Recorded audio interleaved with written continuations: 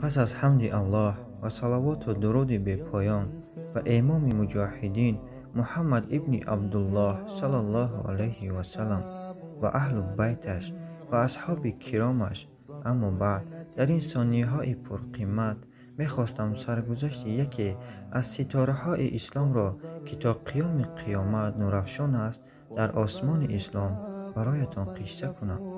شاید برای اهل فهم درس و عبرت باشد و توفیق الله که این هم مصعب ابن عمیر است. مصعب کی بود؟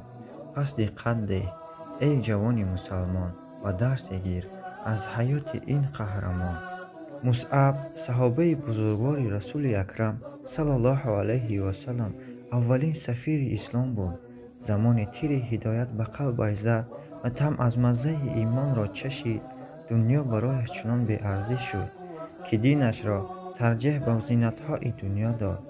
جوان بود زیبا، خوشقد و قامت، که دخترهای مکه آرزوی همسر شدن را میکردند و لباسهای قیمت و زیبا، عطرهای گوناگون استفاده میکرد. زمان ایمان آورد و خدمت به دین را ادامه داد. از بحر هر چیزی گذر کرد و زیاد امتحانها به سرش هجوم کرد، اما آن هم کوه بود که در راهش استقامت را دوام میداد.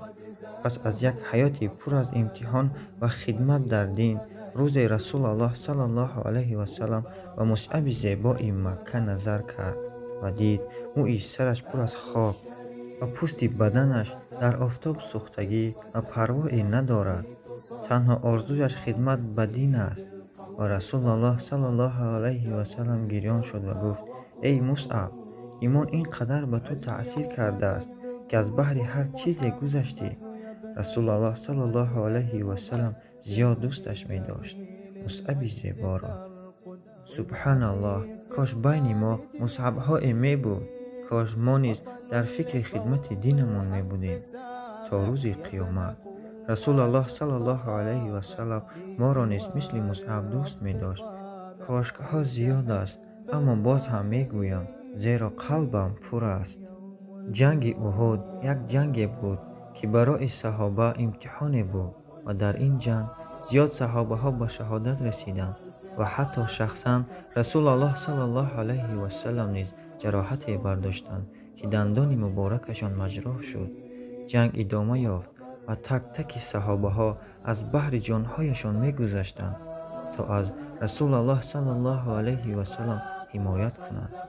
تنها ابن عبیدالله که در کنار رسول الله صلی الله علیه و سلم جان فدایی میکرد، عبیده ابن جراح با دندانهایش زیره پیامبر را صلی الله علیه و سلم را باز میکرد. پس از زخم برداشتنش نصیبه زنی از صحابی بزرگوار تیر میپرتافت و سوی مشرکین. ابوبکر صدیق که پیامبر را به آن حالت دیده بود، دنیا برایش تاریک گشته بود و مثل شیر و دشمن هجوم میکرد. فاطمه ابن محمد صلی الله علیه و سلم که با همسرش علی خونهای پدرش را که علی آب میریخت و فاطمه تمیز میکرد. سبحان الله، چه صحنه، چه درسی، چه جان فدایی.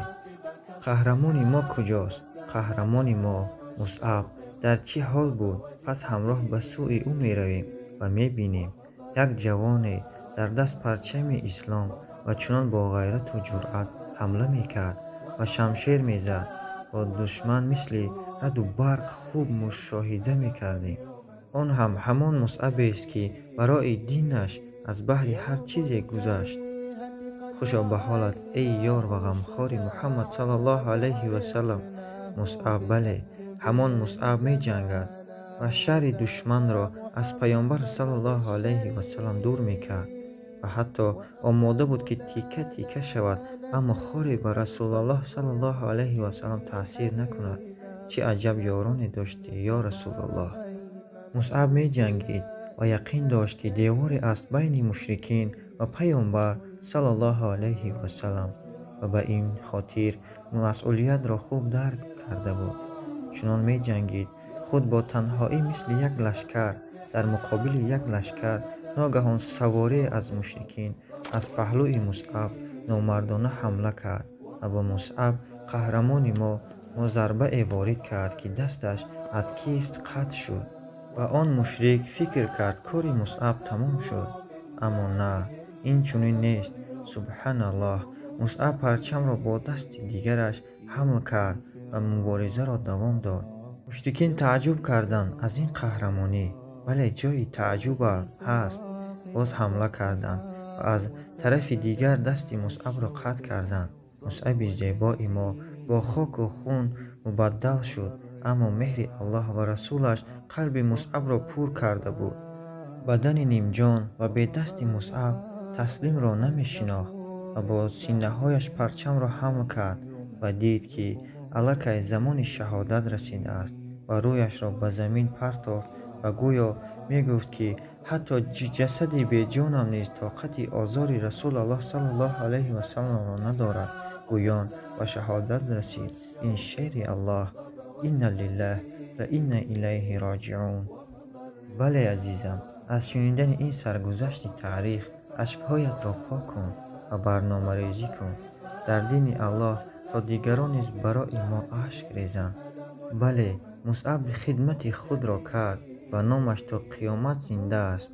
ما نیز باید کاری کنیم تا روز قیامت با مصعب حشر شویم باذن الله.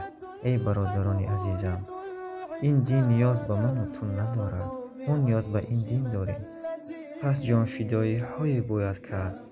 برادران شهید ما جان دادند، خون ریختند در این راه و این پرچم توحید را با خونهایشان بالا کرده و دست ما دادند. یا ما راه شهدا را دوام داده این پرچم را بالا میکنیم، از دستانمان خون میچکد، یا رهایش میکنیم و باقی حیاتمان را به ذلت میگذرانیم که به الله پناه میبریم. به دست ماند اما بیرق را به زمین نگذاشت. حمایه از دین الله و رسولش کرد. کجایند مردان ما که امروز حمایه از دین کنند؟ کجایند که بیرق افتاده توحید را بردارند؟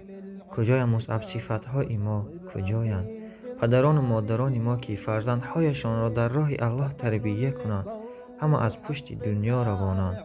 واقعا این دنیا چاهی هست که تو را به درون خود می افتاند. قین است از آن چاه خود را نجات دادن، پس ناافتیده خود را نجات ده. این دنیا ارزش ندارد. یک بار دنیا را از درون سنگر و از چشم مجاهد نظر بکن، مثل یک پرتابگاه میبینی. امروز شما از پشت این پرتابگاه میدوید. باور کن حقیقت است. فکر کن هر روزت یک روز است. صبح بر وقت خیستن، از پشت کار دنیایی تا بیگاه و از کار به خانه آمدن، خواب تا فردا سحر. هر روز کارخانه. این روز شما. اما این راه الله پر از معجزه هایی هست، پر از راه های گوناگون. سنگر جای تماشای مجاهد است. الحمدلله. ای کاش از چشم مجاهدی نظر کنید این دنیا را. ای کاش پدران و مادران ما شیرهای درون میدان تربیت کنند. ای کاش. به یاد آرم شهادت را، لبم پر خنده می گردد. به یاد آرم سنگر را، من چشمم پر اشک می گردد. همه رفتند از کنار من در این صحرا، منی تنها. کجا هستید برادرها؟ کجا هستید برادرها؟ جلیبیب شب و روز شعر خوان و شعر گوی، از شهدای شام و عراق، خراسان و موصول بگو. شب و روز بگویی برای آن شعرهای الله کم است. جلیبیب شبها خواب نرو، قصه های آنها را بگوی. ومضى الرفاق وخلفوا من بعدهم ألم يمزق مهجتي.